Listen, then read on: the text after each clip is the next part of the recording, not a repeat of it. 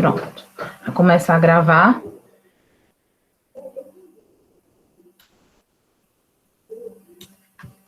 Eu acho, não sei se dá certo para mandar esse mesmo link aqui para o WhatsApp, porque aí eu vou mandar também, porque o pessoal que não está aqui na aula também pode votar, né? De qualquer forma. Então, deixa eu ver se eu envio esse link aqui para o WhatsApp. Está aberta aqui a aba. Deixa eu ver se eu envio aqui, pessoal. Vamos ver aqui. Enviar só para o grupo, porque aqui não consigo abrir o...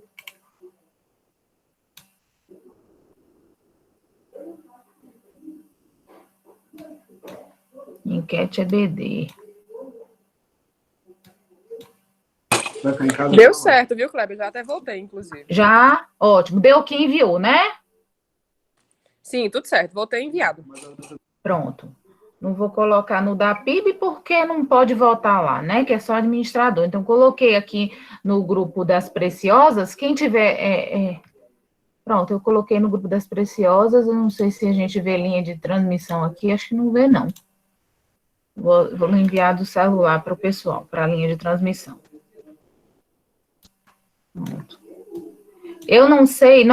Creuza, você que entrou depois que eu enviei o link. Se você for aí no chat, você vê o link... Para votar, Creuza? Creuza e Juliana, que vocês entraram depois, eu já tinha enviado o link aqui do Google Forms. E agora, Cléber? Dá certo? Você visualiza? Dá. Visualiza? Ah, ótimo. Então, pronto. Aqui no WhatsApp, né? Você quer falar? Não, no WhatsApp eu sei que deu certo, que eu enviei agora, mas eu quero falar aqui no chat do Meet. Se você abrir, você vê as conversas anteriores ou não, porque senão, de vez em quando, eu vou ter que enviar, né? Assim, pelo menos até no final da aula. Não, no meu aqui não vejo. Não, né? Não, então vou enviando de novo aqui. Pronto, enviei de novo. Aí daqui para mais tarde eu envio de novo. Então vamos lá, pessoal. Hoje a gente finaliza o livro de Malaquias, porque na realidade nós temos 6 versículos, né? Para estudarmos. E esses 6 versículos, eles têm muito a ver com esse final que a gente também já comentou do capítulo 3, que é a diferença entre o justo e o perverso, e que ele também fala da sentença, né, do veredito, da sentença final, não sei se é pleonasmo falar assim, os estudiosos aí da língua portuguesa, né, não sei se tem uma sentença parcial, se tem um veredito parcial, se tiver, então vai ser sentença final, Samuel aí da área do direito, né, Juliana do português, João Armando aí que gosta do português também. Eu vi muito esse negócio de sentença final, veredito final, eu não sei se isso é pleonasmo, né? Não sei se o veredito já é o final, mas então o veredito e a sentença, no fim de tudo, né? Ele continua trazendo aqui para nós, dando continuidade àquilo que ele começou no final do capítulo 3. Né, a partir do versículo 13. Então, a gente vai ler o capítulo 4, os 6 versículos do capítulo 4, e ver que forma gloriosa, né, ver de forma gloriosa, com a promessa gloriosa, é finalizado, então, este livro. Então, vamos abrir aí em Malaquias 4, até o versículo 6, para a gente observar mais alguns aspectos do livro. Pois eis que vem o dia, queimando como fornalha. Todos os soberbos e todos os que praticam mal serão como a palha. O dia que vem os queimará, diz o Senhor dos Exércitos, de modo que não lhes deixará nem raiz, nem ramo. Mas para vocês que temem o meu nome, nascerá o sol da justiça, trazendo salvação nas suas asas. Vocês sairão e saltarão como bezerros soltos da estrebaria. Vocês pisarão os ímpios, pois eles se farão cinza debaixo da planta dos pés de vocês. Naquele dia que prepararei, diz o Senhor dos Exércitos. Lembrem-se da lei de Moisés, meu servo, a qual lhe prescrevi em Horebe para todo Israel, a saber, estatutos e juízos. Eis que eu lhe enviarei o profeta Elias, antes que venha o grande e terrível dia do Senhor. Ele converterá o coração dos pais aos filhos e o coração dos filhos aos seus pais, para que eu não venha e castigue a terra com maldição. Bem, nesse texto aqui, né, a gente continua a observar o que Deus falou a respeito do final, né, da vida, do fim da vida, do fim dos ímpios e do fim dos justos. Então, o Augusto Nicodemos, na conclusão do seu livro, até pergunta assim, vale a pena servir ao Senhor? Então, a pergunta, vale a pena servir ao Senhor, já está respondida no final do livro de Malaquias. Né? E ele diz assim, é um sonoro sim, porque, na realidade, eu posso dizer para você, vale a pena sim. Só que muito daquilo que você espera não é aqui e nem agora. Né? Não é agora que a gente vê. Não será agora a nossa percepção dessas coisas, né? Não será agora. Então, o livro, o capítulo 4, ele dá continuidade falando do dia da retribuição do ímpio, né? De como o ímpio será, qual o resultado da vida e das ações que o ímpio teve aqui, enquanto estava aqui. Então, aí Malaquias, ele vai observar, né, trazer a profecia de que, na realidade, a sentença que se manifestará no fim de todas as coisas é a aniquilação total dos ímpios, né, a destruição total dos ímpios. Então, para os justos, Deus é fogo purificador, né? Deus é fogo que purifica. Para os justos, para os cristãos, sempre que a Bíblia, numa grande parte, quando se refere o fogo, né, geralmente nas escrituras, ele está se referindo à destruição, é associado a julgamento, né, a julgamento, inclusive nesse momento aqui, está associado a isso, né, a julgamento, mas a gente sabe também que o fogo, ele tem a possibilidade, nem a palavra não seria nem essa, possibilidade, tem a potencialidade, talvez essa seja a propriedade, de fazer também com que o ouro seja purificado. Então, para nós justos, né, para os justos, na realidade, eles podem provar desse fogo que purifica, né? Mas os ímpios aqui provarão daquele fogo da fornalha que destrói, né?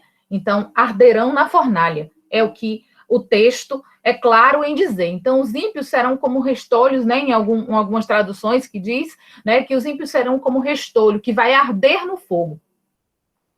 E em Hebreus, né, a gente tem a declaração lá em Hebreus 12, 29, que Deus é fogo consumidor. Então, a palavra fogo na Bíblia, né, nas Escrituras, muitas vezes está relacionada, sim, ao juízo de Deus, à ação de Deus, derramar a sua ira santa, né, sobre os povos. Então, a gente vê que o fogo, ele consumiu os inimigos de Deus lá em 2 Reis. A gente observa também que Deus, lá em 2 Pedro, né, a gente observa que Deus tem reservado o mundo para o juízo de fogo. Então, o lago, é falado também em Apocalipse, né, sobre o inferno que é comparado ao lago do fogo, a um lago de fogo. Então, o fogo, muitas vezes, é utilizado, né, essa figura é utilizada como algo que representa o juízo de Deus, como algo que representa o derramar da ira santa de Deus. E também, quando Jesus voltar para julgar o mundo, ele virá em chamas de fogo, né? E Malaquias diz aqui que os ímpios, dos ímpios, né? O versículo 1 ainda, ele diz assim, o dia vem e os queimará, diz o Senhor dos Exércitos, de modo que não lhe deixará nem raiz, nem ramo. Ou seja, com essa frase, né, não lhe deixará nem raiz, nem ramo, a gente pode observar que será uma coisa que não tem como voltar atrás, né? A planta, ela vai estar completamente destruída, não tem raiz e não tem ramo, não pode renascer, né? Não vai ter uma segunda oportunidade, não vai ter uma segunda chance, né? Não vai ter um segundo momento. Então, os ímpios, a gente pode até dizer aqui que serão completamente apagados, completamente extintos, né? Completamente destruídos, é o que diz a palavra aqui. Então, é um julgamento irrecorrível, né? Não tem mais para onde eles recorrerem, né? Não tem uma instância superior para recorrer, né? Diferente de muitas coisas que hoje a gente sai aí e vê muita gente recorrendo a tudo, não vai ter essa possibilidade de recorrer a uma instância superior. Isso não está em voga aqui no livro, não traz para a gente nenhum tipo de como é que diz? Brecha para isso. Então, nesse dia, os ímpios serão completamente aniquilados, né? A aniquilação dos ímpios será uma aniquilação total e também universal. Então, muitas pessoas, né, com base na incredulidade acerca de quem Deus é e do que Deus faz para nós, acabam achando que os soberbos, que os ímpios, que as pessoas que têm o coração dentro, né, agindo em malignidade, que eles não são punidos, né? Não tem punição para esse povo, visto que essa foi uma indagação do próprio povo aqui na época do profeta Malaquias, né? Eles pensavam que podiam tentar a Deus, que podiam desobedecer a Deus e saírem, né, por cima. E, inclusive,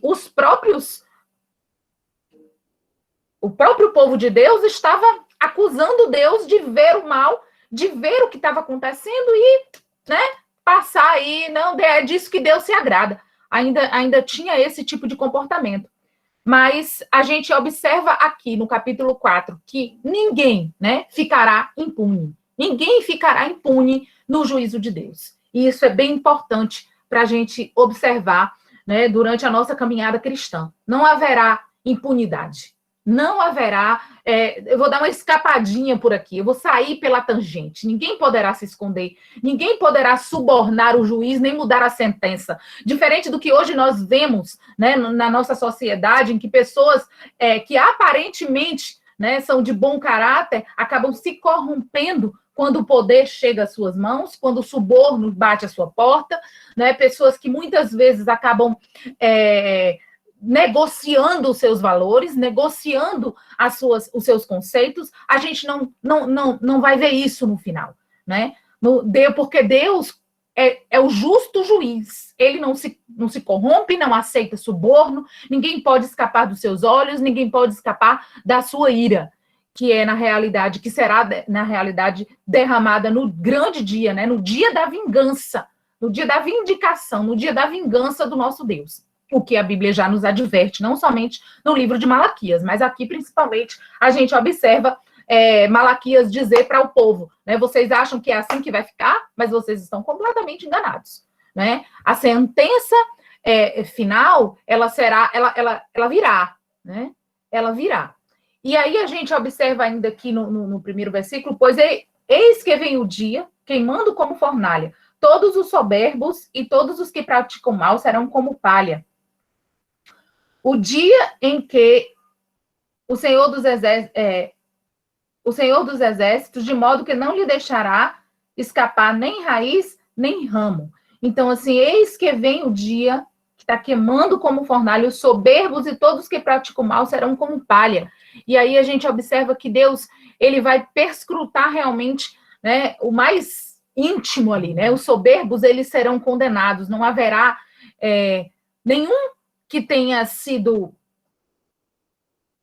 realmente, que faça parte desse rol aqui, porque no final só terá 2 grupos, né, gente? Haverá apenas 2 grupos, o grupo dos ímpios e o grupo dos salvos. E a gente não pode escapar disso, não tem um meio termo, não terá um meio termo. E aí, a soberba é um sentimento que não pode, né, ficar escondido, não fica escondido, e muito menos de Deus. Então, os que cometem perversidade, os soberbos e os que praticam o mal, ou que cometem perversidade em algumas das traduções, né, em que cometem perversidade, ou seja, uma vida desregrada, uma vida completamente fora dos padrões de Deus, uma desobediência afrontosa ao nosso Senhor, né? Um descaso moral, descaso ético, né? Um descaso com relação às leis de Deus, né? Estes aí, eles não ficarão impunes. Então, essas pessoas que acabam fazendo apenas a sua vontade, a vontade da carne, a vontade do sistema, né? A vontade do mundo, essas aí passarão realmente pelo fogo destruidor, pelo fogo consumidor de Deus. Aí o versículo 2, a gente observa o resultado ou a sentença para os justos, e ele diz: mas para vocês que temem o meu nome, nascerá o sol da justiça, trazendo salvação nas suas asas. Vocês sairão e saltarão como bezerros soltos da estrebaria. Imagina aí, né? Os bezerros quando são soltos, a alegria, a felicidade, a sensação de liberdade que eles têm. Mas antes disso, a gente vai falar um pouquinho. Para nós nascerá o sol da justiça, mas para vós outros que temeis o meu nome, nascerá o sol da justiça. Então a gente vê aqui as verdades gloriosas ressaltando, né, do final desse livro ao nosso coração. Ressaltando do final desse livro, indo ao encontro, né, dos nossos corações, não permitindo que haja espaço para a incredulidade acerca do nosso fim, acerca do que acontecerá no final. Então, a gente vê uma promessa aqui de vida, a gente vê uma promessa de liberdade e a gente vê uma promessa de vitória, né? A gente vê uma promessa de vida plena, de luz, né?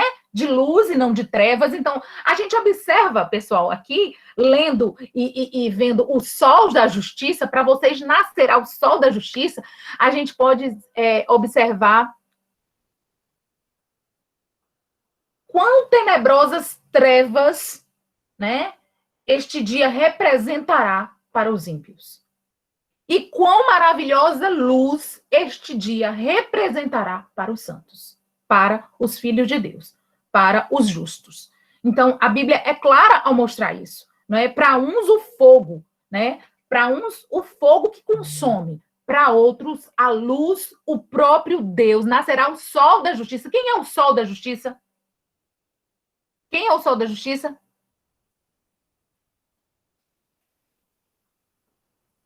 Nascerá o sol da justiça, trazendo salvação. Yeshua. Então, o próprio Deus nascerá para nós, né? O próprio Deus, Jesus. Então, o sol da justiça virá, né? Nascerá, trazendo salvação em suas asas. Então, a gente vê aqui que a maior recompensa para nós é o próprio Deus, né?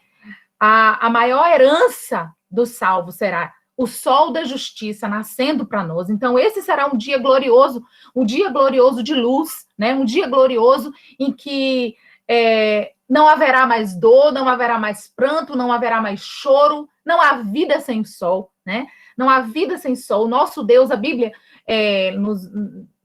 em alguns textos, né? Salmo, por exemplo, no Salmo 84, que a gente até estudou com as mulheres na terça-feira atrasada, né?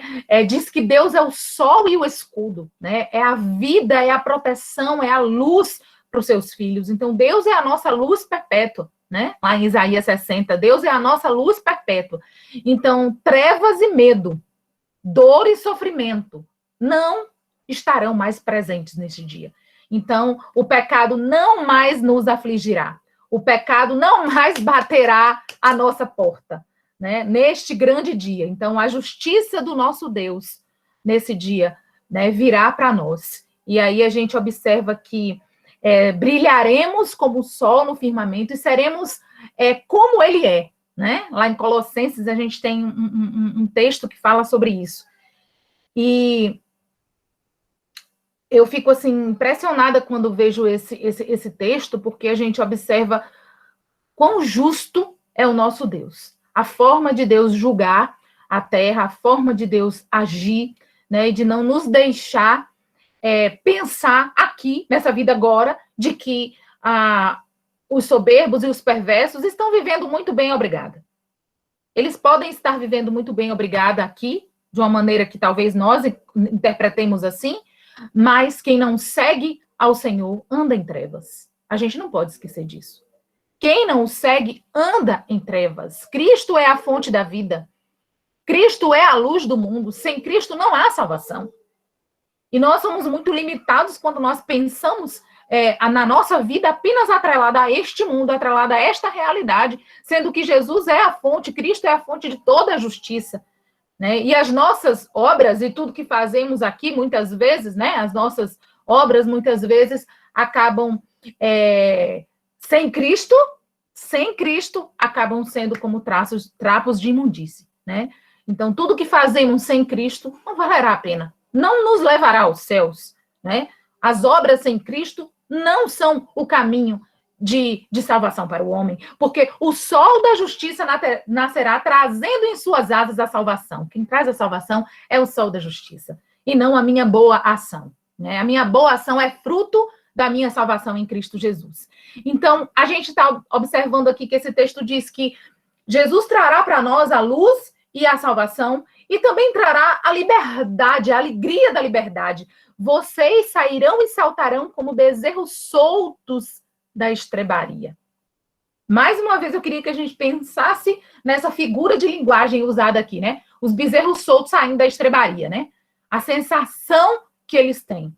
Não que nós estejamos aqui aprisionados e presos, mas de uma certa forma, nós ainda estamos atrelados a um mundo injusto, rodeado muitas vezes de pessoas que são ímpias e que acabam fazendo e exercendo certas coisas que respingam em nós, porque estamos aqui no mundo, né?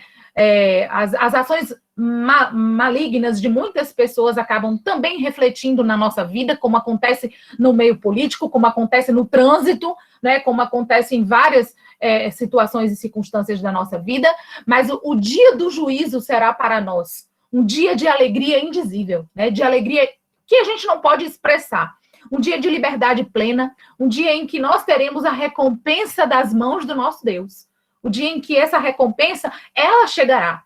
E aí, Malaquias compara essa liberdade como a de um bezerro que estava ali preso, né, na estrebaria, no estábulo, na estrebaria, e que foi libertado para correr nos campos verdejantes, né, para correr em campos vastos, em campos, né, verdes. Então, a gente observa que esta é a figura de linguagem usada aqui para os salvos, para os santos, para os justos naquele dia, né, em que nós provaremos da total e plena liberdade que Deus, né, que Jesus conquistou para nós na cruz do Calvário. Então, a gente observa que a nossa liberdade aqui, ela será aniquilação, mais uma vez, né, fazendo aqui o comparativo, a comparação, os justos, eles serão aniquilados e deles não restará nem a raiz e nem os ramos. Mas os justos, para eles brilhará o sol da justiça, né? O sol da justiça nascerá para eles, e eles, na realidade, terão, né? Os justos terão, gozarão da luz, gozarão da liberdade, da libertação plena, completa, total.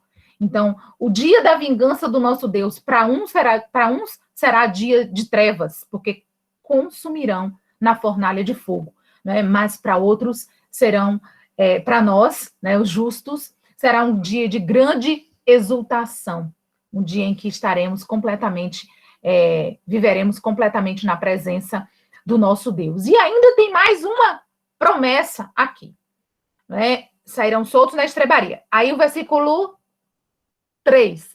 Vocês pisarão os ímpios, pois eles se farão cinza debaixo das plantas dos pés de vocês, naquele dia que prepararei, diz o Senhor dos Exércitos. E neste momento aqui, Malaquias também traz a profecia, né, a promessa de vitória sobre os inimigos. A vitória dos justos sobre os inimigos, né?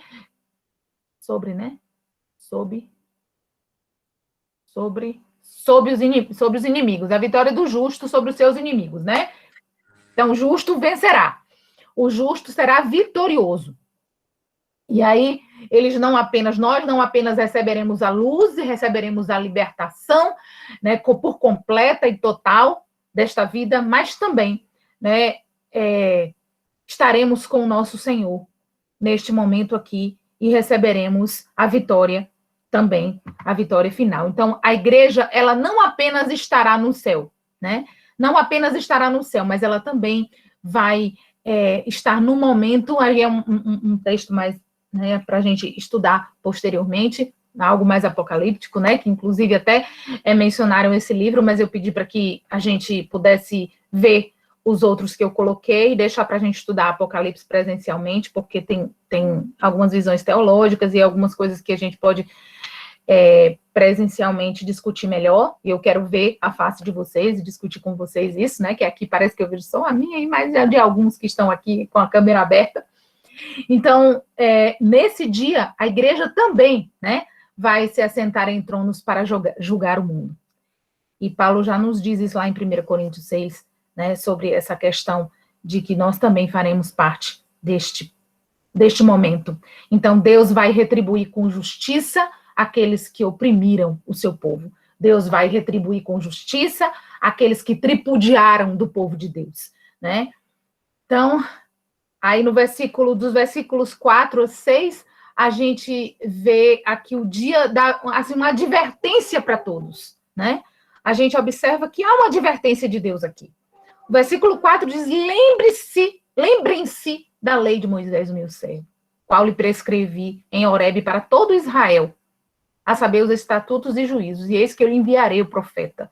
E aqui a gente observa uma advertência. Malaquias está chegando no final do livro e ele faz uma advertência, né? Em primeiro plano aqui, a gente observa que Deus adverte o povo. Deus sempre usa a sua palavra para advertir o povo. Deus usa os seus profetas para advertir o povo.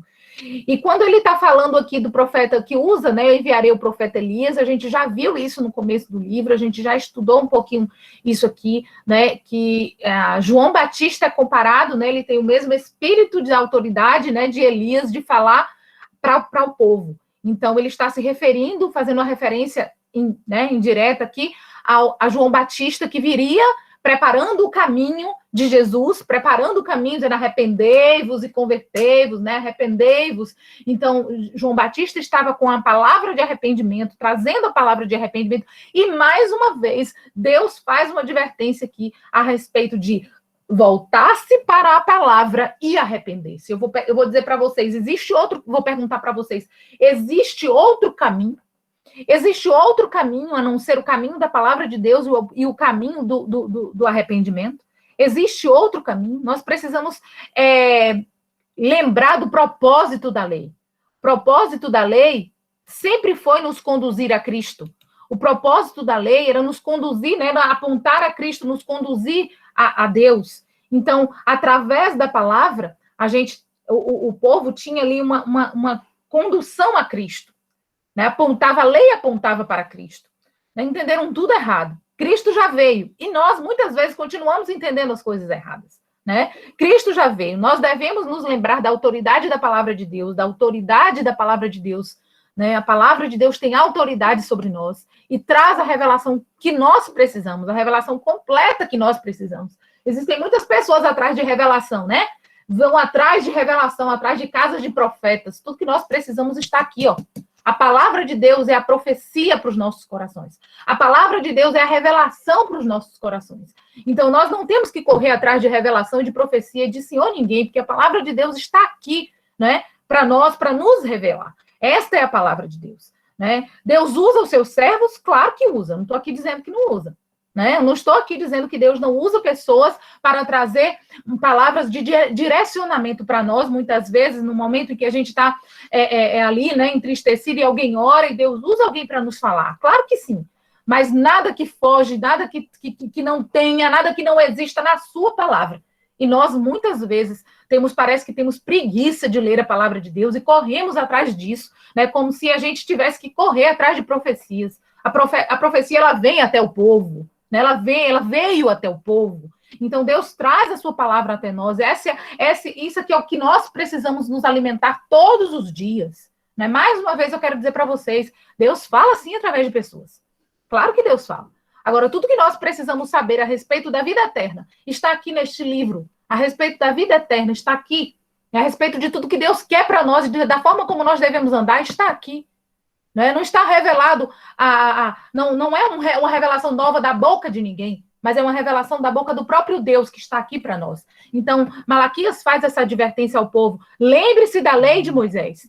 Lembre-se da lei, da autoridade da palavra. Então, nós devemos nos lembrar da recompensa que a lei nos mostra, e como também devemos nos lembrar que os estatutos de Deus falam sobre juízo e fala sobre maldição. Inclusive, é a palavra que termina o livro de Malaquias, maldição, né? É a palavra em que o livro se fecha com esta palavra. Então, nós devemos nos lembrar disso, né? Que Deus, ele vai cumprir aquilo que ele prometeu em sua palavra. E Deus chama todos, antes do juízo, Deus chama todos ao arrependimento.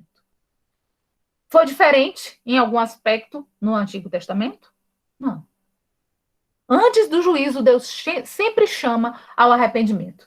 Então, a única maneira de nós nos prepararmos para este dia é nos alimentando da palavra de Deus.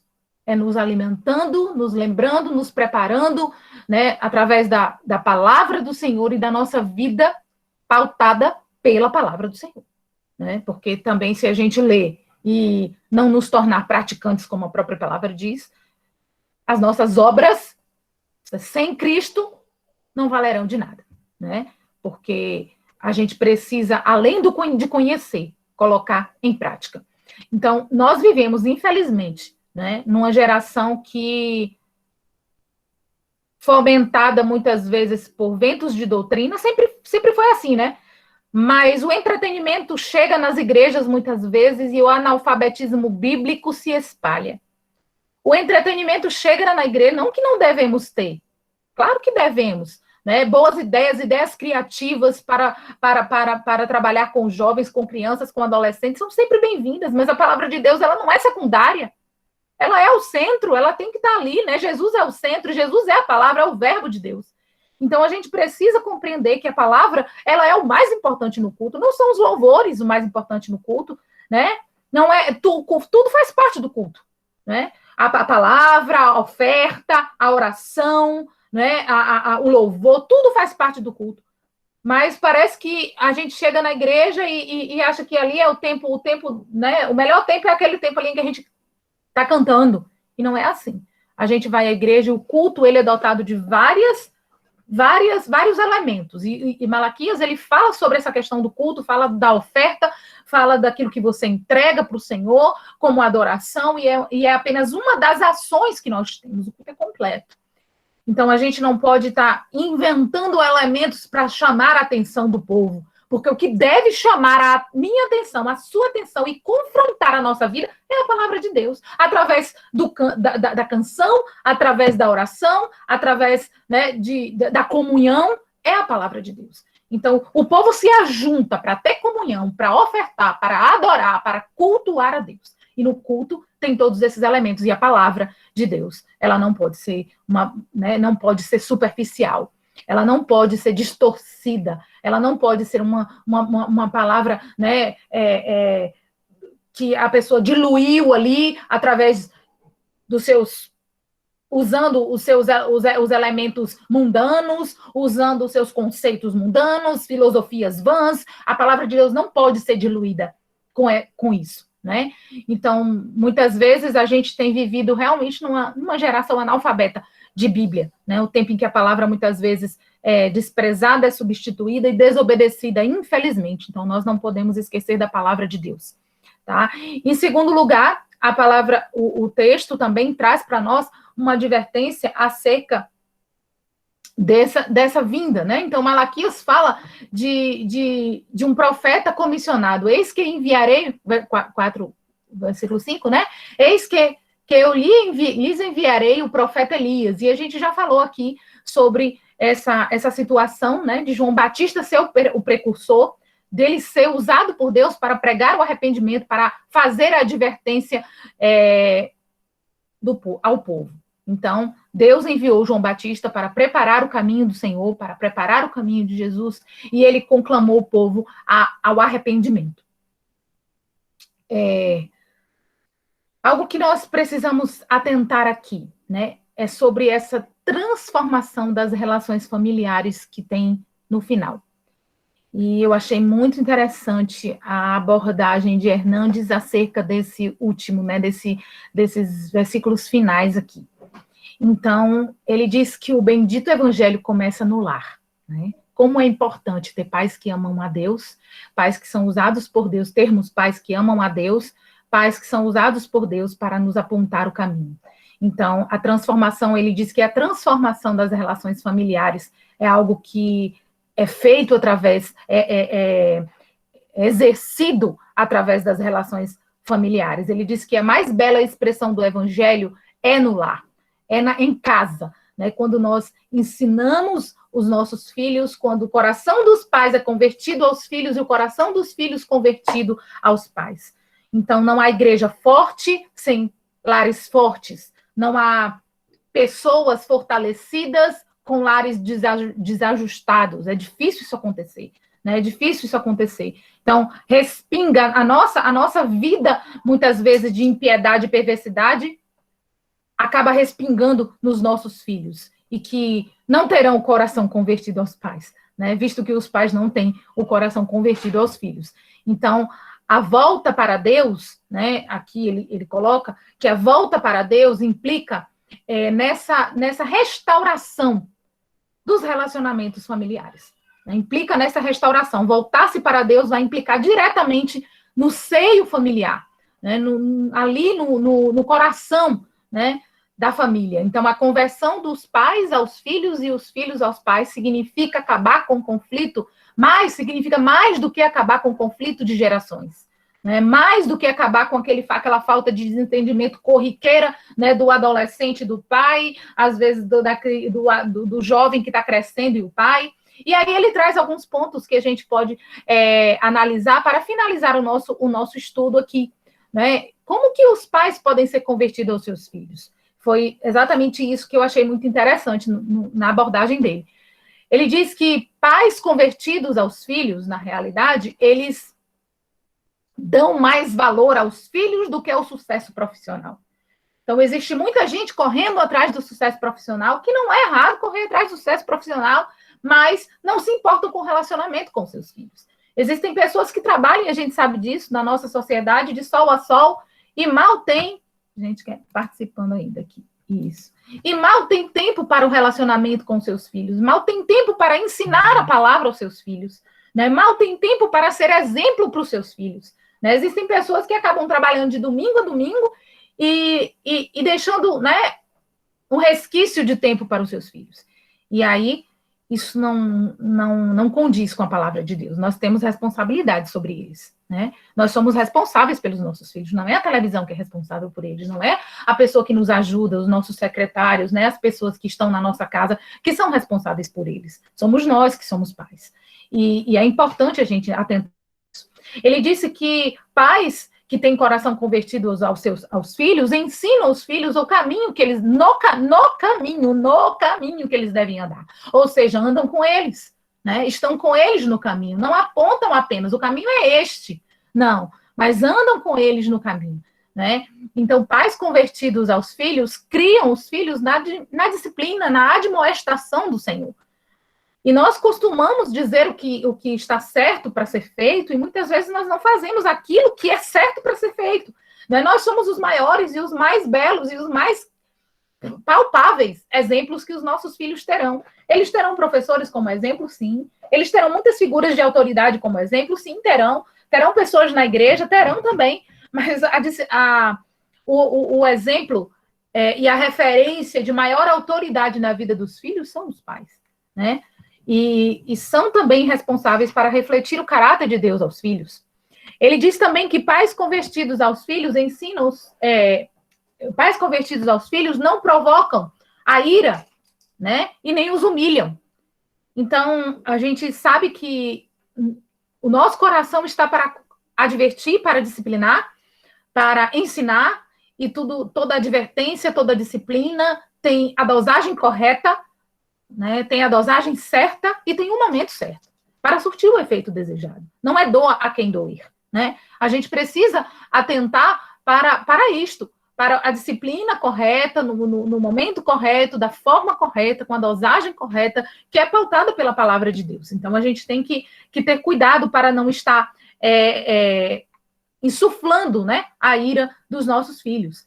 Pais convertidos aos filhos, ele disse, ama os filhos incondicionalmente e não vive de comparação com outras pessoas, né?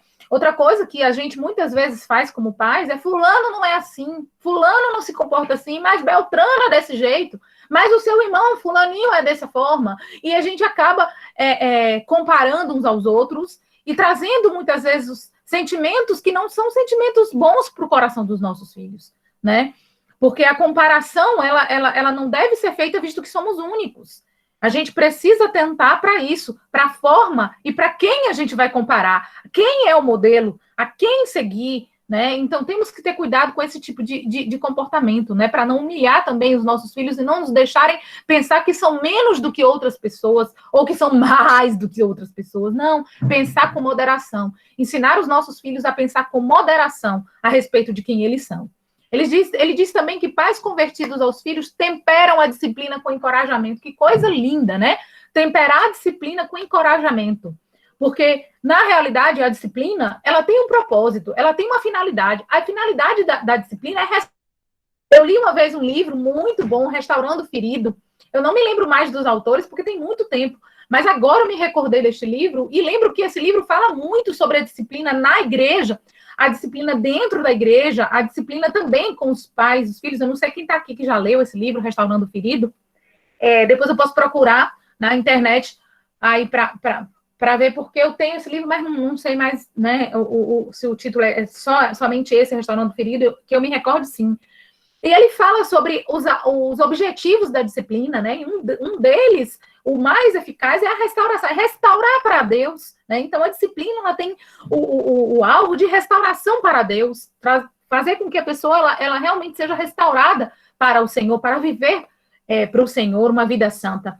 E muitas vezes, com a mão pesada de disciplina, a gente afasta mais, a gente deixa a pessoa ainda menos encorajada, né? E desencorajada e desestimulada e muitas vezes deprimida, e a nossa disciplina, ela pode trazer, porque a Bíblia fala, né, em Hebreus 12, que no efeito ela não é boa, no momento ela não é boa, né, naquele momento ali, talvez a pessoa que esteja sentindo, ela não é tão agradável ser disciplinado, não é agradável ser disciplinado, não é, mas ela vai surtir o efeito desejado. Isso é disciplina quando é feita no Senhor, na admoestação, usando a palavra de Deus, né, admoestando os filhos do Senhor. Então, pais convertidos aos filhos são canais de comunicação aberta, né? É outra coisa que ele diz. Pais, coração dos pais que é convertido aos filhos, são pais que resolvem as coisas com a comunicação. E não no grito ou na vara apenas, né?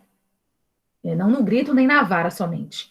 E o grito não vai, às vezes, não vai exercer nenhum tipo de função, é descontrole nosso mesmo, né? É meu descontrole, é seu descontrole, porque ele não vai surtir nenhum tipo de efeito. A vara, sim, mas a gritaria, não. Então, é a conversa, a disciplina com vara, né? Coisas que a psicologia muitas vezes não aprova, mas eu apanhei, e Irving também apanhou, e a gente continua firme e forte, né? Entendendo e achando que... Outro dia eu perguntei a ele, você acha que é correta a varinha? Ele disse, acho sim, porque muitas vezes ela funcionou comigo. Eu disse, glória a Deus, né? Que a gente não agiu com a varinha de modo errado. Então, eu disse, você vai disciplinar teus filhos com varinha, Irving? Ele disse, vou, quando precisar, sim, porque funcionou comigo e eu acho que funciona. Eu acho que deve funcionar. Tudo na medida certa, minha mãe. Tudo na medida certa. Então, a Bíblia não... O espancamento é que está errado, né? Espancar o filho, bater na hora errada, bater com raiva, bater com ira, mas usar a varinha no momento certo, na maneira certa, com disciplina correta, com amor, ela é, sim, utilizada e vale a pena, né? Então, como os filhos agora podem ter o coração convertido aos pais? Isso é para também nós, filhos, né? Nós somos pais aqui, mas tem muitos filhos aqui, e muitos que são só filhos, e podem também observar isso que ele traz, né? Isso que o Hernandes fala. E ele diz que filhos convertidos aos pais são filhos que obedecem aos pais no temor do Senhor. Então, obediência aos nossos pais no temor do Senhor. O que é isso? Obedecer aos pais no temor do Senhor é que o Senhor está à frente. O temor do Senhor está à frente. Então, é algo que foge do temor do Senhor, aí não é mais obediência aos pais, é fora do temor do Senhor. Então, obedecer aos pais, obedecem a eles no temor do Senhor. Filhos convertidos aos pais respeitam os pais. A gente viu que uma das colocações do profeta Malaquias no começo do livro foi exatamente que eles não o honravam como pai, né? Não o respeitavam como pai, não o honravam como Senhor. Então, Deus é pai deles e eles deveriam respeitá-lo, deveriam honrá-lo, né? Deus, como pai, merece, é digno da nossa honra, do nosso respeito. Assim também os filhos devem respeitar e honrar os seus pais. Filhos convertidos aos pais cuidam dos pais, né? Muitos pais não precisam, naquele exato momento ali, do cuidado dos seus filhos, porque ainda estão operantes, ainda trabalham, ainda vivem as suas vidas de maneira bastante produtiva, mas tem pais que precisam dos seus filhos. Tem pais que precisam dos seus filhos para cuidar deles, né? Para que eles também possam naquele momento ali, descansar sobre o fato de ter alguém que vai cuidar deles. Então, filhos convertidos aos pais, cuidam dos pais, não deixam os seus pais que precisam de cuidado fora deles, né? Fora deste cuidado. E filhos convertidos aos pais, para finalizar, né? Procuram ser a alegria dos pais, né? Procuram dar alegria para os pais. Então, ele conclui, né, falando sobre isso, e eu queria só lembrar para a gente, né? A gente tem, no final, nós temos apenas 2 grupos na humanidade. Nós temos apenas 2 grupos. O grupo daqueles que vão para o fogo consumidor, é o que diz a palavra, e o grupo daqueles que verão a luz do sol da justiça, né, brilhando para eles, e que gozarão de liberdade e de vitória. Então, eu volto agora à questão, né? O Wiersbe diz que a diferença em tudo isso aqui, né, são os olhos fixos em Jesus no Calvário, autor e consumador da nossa fé. Esse é o caminho, né? É isso que faz a diferença entre o justo e o injusto. É que o justo, ele contempla Jesus no Calvário, que se fez maldição por nós, para que nós fôssemos feitos justiça de Deus. Não é pelos méritos próprios, não é pelas suas obras, né? Não são as obras, não foram as obras que os levaram ao caminho de vislumbrar o sol da justiça, mas foi o próprio sol da justiça na cruz do Calvário, se fazendo, né, cordeiro, se fazendo o próprio pecado por nós, que nos colocou na condição de justos. Então, aí o Augusto Nicodemos finaliza no seu livro, né, fazendo a pergunta: vale a pena servir ao Senhor? Né? Então, aquela pergunta de todo mundo, né, de Asaf, lá no Salmo 73, né? 71, 73, acho que é 73, né? 71, 73, me ajudem os universitários. Lá no Salmo, né, e aí agora, né, estou aqui, né, e cadê Deus? Eu sirvo ao Senhor e vale a pena mesmo servir a Deus? A pergunta constante do pessoal lá, né, do próprio Abacuque daqui, né, do povo em Malaquias, vale a pena servir ao Senhor? Vale a pena? Isso, Salmo 73, obrigada, Samuel Carvalho. Vale a pena servir ao Senhor? Sim, vale a pena servir ao Senhor. Mas a recompensa ela não é agora que a gente vai ter. Não é agora. Mas eu quero dizer uma coisa para você, que a recompensa, embora não seja agora, ela é eterna. Ela vai ser para sempre. Não adianta eu ter uma recompensa imediata que vai se acabar ali, logo mais, no mês que vem, no ano que vem, ou no dia que eu morrer. Não. Né? É uma recompensa eterna. Aqui neste mundo nós estamos sujeitos a toda sorte de lutas, de problemas, de desavenças, de complicações, né, de medos, dores, tremores, sofrimento, choro, lágrima, traição, maldição, né? O que neste mundo a gente está aqui e passa por isso. Mas Deus reservou o dia do ajuste de contas. Um dia a fatura chega, né? Para todo mundo. Deus reservou o dia do ajuste de conta, o dia da vindicação do nosso Deus, o dia da vingança do nosso Deus, o dia em que nós triunfaremos com Ele. O dia vem, né, como uma fornalha, como um fogo, como diz aqui o profeta Malaquias. Neste dia sua ira será derramada e ele mostrará que nos ama e que nos poupará. Foi também o que ele falou aqui para o povo de Malaquias. Eu vos tenho amado. E neste dia a gente vai contemplar de fato, né, de uma vez por todas, aliás, eu acho que a palavra seria essa, a expressão seria essa, a expressão do amor do nosso Deus. E aí nós não seremos, né, incluídos no juízo, mas separados por Deus para viver uma vida de liberdade, de vitória e de luz para toda e por toda a eternidade. Então, vamos lembrar desde o começo, né, o Augusto Nicodemos diz que Malaquias diz, vocês, né, ele diz, lembre-se de que desde o início Malaquias diz, não meçam o amor de Deus pelo que lhes cabe aqui neste mundo. Não meçam o amor de Deus pelo que você tá passando aqui agora, porque nós somos aqui como peregrinos. Nós estamos aqui como peregrinos, como forasteiros, como estrangeiros. A nossa pátria de verdade é no céu. A nossa pátria é celestial. Então, vale a pena cultuar a Deus, vale a pena servir a Deus em dias difíceis, em dias de opressão, em dias de dificuldade. Vale a pena servir ao Senhor, mesmo quando tudo não nos vai bem. Vale a pena servir ao Senhor.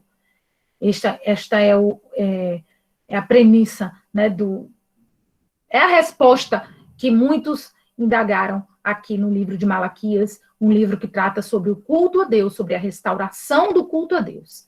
E é bem importante a gente perceber essa verdade de que quanto mais apegados à palavra, mais alimentados e fortificados nós somos, né? E o teremos como sol e escudo.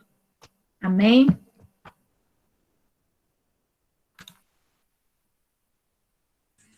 Amém. Pessoal, mais uma vez aqui, Google Forms para vocês no chat, certo? Para quem entrou depois, nós temos agora na reunião 20 pessoas, já chegamos até 38 aqui, né?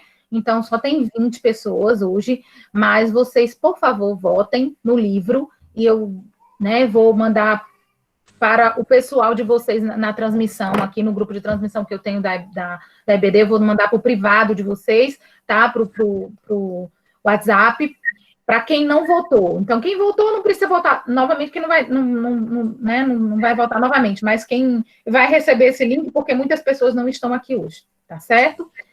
E eu gostaria de saber, tem alguma ressalva sobre o livro, sobre o texto? Tem alguma coisa que vocês gostariam de mencionar, de falar, de completar, né?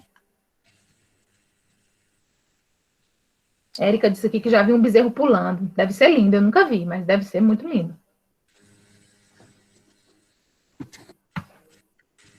É só colocar no Google aí, o Google mostra tudo. Aí mostra um cara de bezerro pulando aí. Ah, é? Mas mostra o vídeo? Olha, tem muito vídeo. Muito bom. Eu queria ver ao vivo e a cor, Samuel. O nosso carreiro do sertão. O bichinho só nada. Eu vou botar para eu ver. Não tive essa curiosidade, ó. Acho que eu ainda estou no tempo da sua analógica. Eu não tive a curiosidade para o Google. É muito bom. Olha aí, gente, tá aí para vocês, o Google Forms novamente para vocês darem uma olhada, certo? E votarem. Mais alguma colocação? Vocês querem falar alguma coisa? Samuel, João Armando, Jácia, Magnólia, Natâmara, Ivanisa, Fátima Lessa, tem muita gente aqui, embora já tenha saído 4 pessoas, né, na hora que eu falei para cá. Mas tem muita gente ainda. Alguém quer fazer alguma Cleo, né, Creuza? Alguém quer fazer alguma colocação? Quer trazer alguma reflexão para nós? Bem, então, calados, né? Tchau. Diga, Samuel. É só tchau? É hora de mofar, é? É. Tá certo. Então, vamos orar. Aproveita que você está com o microfone aberto e ora, por favor. Senhor, nós somos gratos a Ti por mais um dia. Somos gratos a Deus porque, diferente da nossa justiça, da justiça terrena, O Senhor não é corrompido, o Senhor não é levado, ó Deus, por qualquer outra coisa, a não ser pelo seu senso de amor e de justiça, Pai. E nós somos gratos porque a tua palavra, o sol da justiça, um dia brilhará para aqueles que entenderam a mensagem do Evangelho. E, ó Deus, o Senhor dará um santo e justo julgamento àqueles também, Pai, que infelizmente não optaram em andar, ó Deus, e trilhar os teus caminhos, os teus decretos. Quero te agradecer por mais um livro, Pai, quero te agradecer por mais um exemplo, ó Pai, de profeta, que trouxe até os nossos dias, ó Pai, uma mensagem de algo novo, ó Pai, algo surpreendente. Aguarda aqueles que te buscam. É como diz a tua palavra, nem olhos viram, nem ouvidos ouviram, nem jamais penetrou no entendimento do homem tudo aquilo que o Senhor tem preparado para aqueles que te amam. Então nós queremos, ó Deus, te louvar por essa manhã, porque o teu evangelho, porque o Senhor se manifestou a nós. Nos ajuda, Pai, nessa jornada até o grande dia, o dia, ó Deus, da vitória final. Te louvo, te agradeço e clamamos também a ti. Graça, Pai, sobre aqueles ainda que estão sobre o julgo, ó Deus, do pecado. Pedimos que o Senhor nos use como instrumentos de levar as boas novas de salvação.